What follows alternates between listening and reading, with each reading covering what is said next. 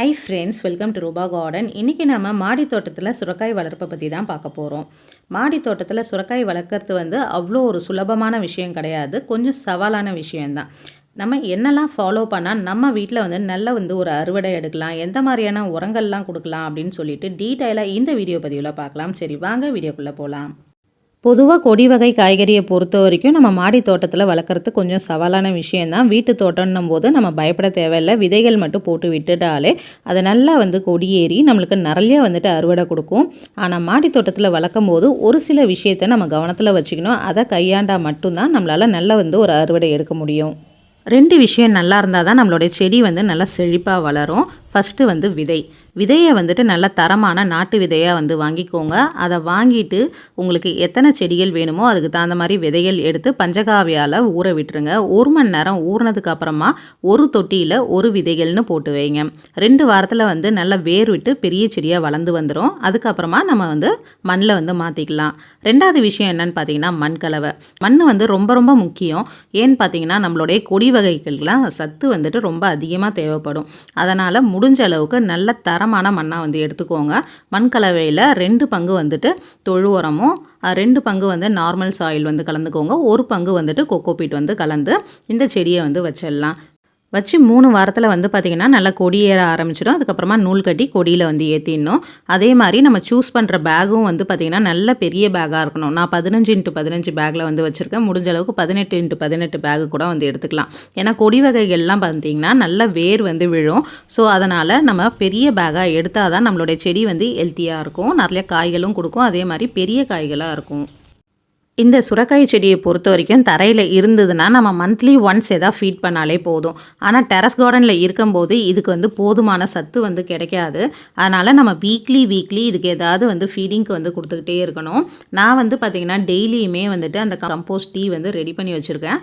So அதை ஒரு jug எடுத்துகிட்டு அதை தண்ணியோட மிக்ஸ் பண்ணிவிட்டு அதை டெய்லியுமே நான் கொடுத்துக்கிட்டு இருந்தேன். ஸோ அப்போ தான் நம்மளுடைய செடி பார்த்திங்கன்னா அந்த பிஞ்சு வெம்பி போகிறது, அதுக்கப்புறம் கொட்டி போகிறது, அந்த மாதிரி ப்ராப்ளம்ஸ்லாம் இல்லாமல் இருக்கும். ஸோ பூ பூக்கிற ஸ்டேஜ் வந்ததுக்கப்புறமா நம்மளுடைய செடிக்கு பார்த்திங்கன்னா நம்ம தேமோர் கரைசல் ஸ்ப்ரே பண்ணணும். அதாவது புளிச்ச மோர் இருக்கு இல்லையா, அதை நல்லா தண்ணியில் மிக்ஸ் பண்ணிவிட்டு அதை ஸ்ப்ரே பண்ணிட்டு வரலாம். அந்த பூக்கள் மேலெலாம் ஸ்ப்ரே பண்ணும்போது நிறைய பூக்கள் வைக்கும். அதே மாதிரி பூக்கள்லாம் உதிராமல் பூத்த பூக்கள்லாம் காயாக ஆகும். ஸோ பொதுவாக காய்கறி செடினாலே நம்மளுக்கு பூச்சிக்கு பஞ்சமே இருக்காது, நிறைய பூச்சி தாக்குதல் வரும். ஸோ அந்த மாதிரி பூச்சி தாக்குதல் வராமல் இருக்கிறதுக்கு 20 days ஒன்ஸோ இல்லைனா 1 month ஒன்ஸோ வேப்பெண்ணெய் கரைசல் ஸ்ப்ரே பண்ணிகிட்டே வரலாம். ஸோ நல்ல பிஞ்சுகள் வச்சுக்க ஆரம்பித்ததுக்கப்புறமா ஒரு 4-5 பிஞ்சுகள் ஒரே டைமில் இலைக்கு வரும். ஸோ நிறைய பிஞ்சுகள் விட்டிங்கன்னா உங்களுக்கு காயோட சைஸ் கம்மியாக ஆகிடும். அதனால் நம்ம முடிஞ்ச அளவுக்கு ஹெல்த்தியாக இல்லாத பிஞ்சுகள்லாம் பெரிச்சிட்டு நல்லா ஹெல்த்தியாக உள்ள பிஞ்சுகள் மட்டும் வளர விட்டோன்னா நம்மளுக்கு நல்ல நீட்டமான காயாக கிடைக்கும். ஸோ திடீர்னு இந்த பிஞ்சுகள்லாம் வைக்க ஆரம்பித்தோடனே நம்மளுடைய செடி பார்த்திங்கன்னா இந்த மாதிரி பழுப்பு நிறமாக மஞ்சள் நிறமாக மாற ஆரம்பிச்சிருச்சு. ரொம்ப டல்லாகிடுச்சு, பிஞ்சுகள்லாம் வெம்பி கொட்ட ஆரம்பிச்சிருச்சு. ஸோ இந்த ஸ்டேஜில் நான் என்ன பண்ணேன்னு பார்த்தீங்கன்னா இதுக்கு சத்துக்கள் போதுமான அளவாக இல்லை அப்படின்னு சொல்லிட்டு வாரமே இதுக்கு ஃபீட் பண்ண ஆரம்பிச்சிட்டேன். கொடி வகைன்னும் போது ரொம்ப ஹெவி ஃபீடர் தான் இல்லையா. ஸோ அதனால் நான் என்ன ஃபீட் பண்ணேன் அப்படின்னு பார்த்தீங்கன்னா நான் மீனமிலம் ரெடி பண்ணியிருந்தேன். மீனமிலத்தோட கழிவு இருக்கு இல்லையா, அதை எவ்ரி 7 days ஒன்ஸ் நான் செடிகளில் போட்டு புதைச்சி வச்சுட்டே இருந்தேன். இந்த கழிவில் பார்த்திங்கன்னா நம்மளுக்கு நிறைய நன்மைகள் இருக்குது. ஸோ பேரூட்ட சத்துக்களாக இருக்கட்டும், நுண்ணூட்ட சத்துக்களாக இருக்கட்டும், எல்லாமே நிறைஞ்சு இருக்கிறதுனால நம்மளுடைய செடி பார்த்திங்கன்னா நல்ல ஹெல்த்தியாக மாற ஆரம்பிச்சிது. ஸோ இது கொடுக்க ஆரம்பித்து ஒரு 2 நாள்லேயே பார்த்திங்கன்னா செடிகளில் நிறைய மாற்றங்கள் இருந்தது. செடி அதிகமாக தண்ணி விரும்பக்கூடிய ஒரு செடி. ஸோ நம்ம தண்ணி கொடுக்க தான் காய் பார்த்திங்கன்னா நல்லா பெருக்குது.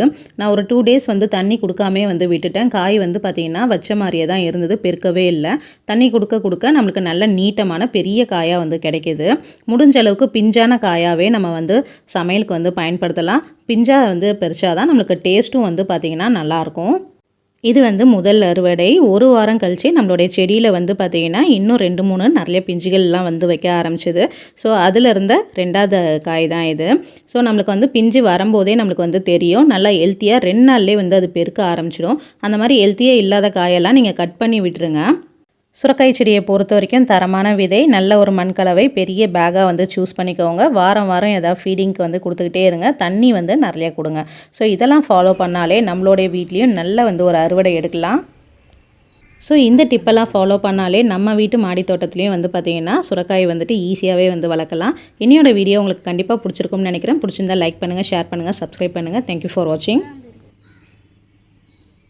லைக் பண்ணுங்கள், ஷேர் பண்ணுங்கள், பெல் பட்டன் கிளிக் பண்ணுங்கள். பிடிச்சிருந்தா ஃபோட்டோ எடுத்து அனுப்புங்க.